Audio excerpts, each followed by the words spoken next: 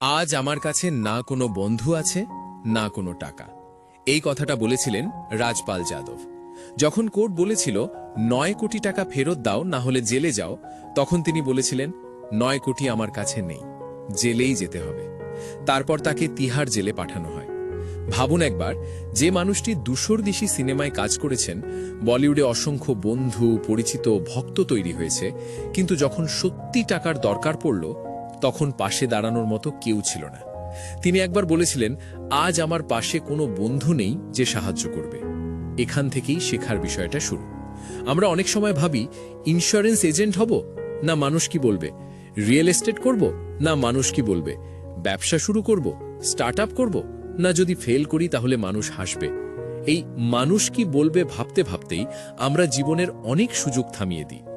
কিন্তু সত্যিটা হলো, যেদিন আপনার কাছে টাকা থাকে, মানুষ নিজে থেকেই পাশে আসে, আর যেদিন থাকে না, অনেকেই ধীরে ধীরে দূরে সরে যায়। তাই জীবনের মোরাল একটাই, সৎ পথে পরিশ্রম করে যে কোনো কাজ করুন, কিন্তু নিজের পায়ে দাঁড়ান, টাকা উপার্জন করুন। কারণ বাস্তব জীবনে বন্ধুত্ব অনেক সময় টাকার সাথেই মাপা হয়।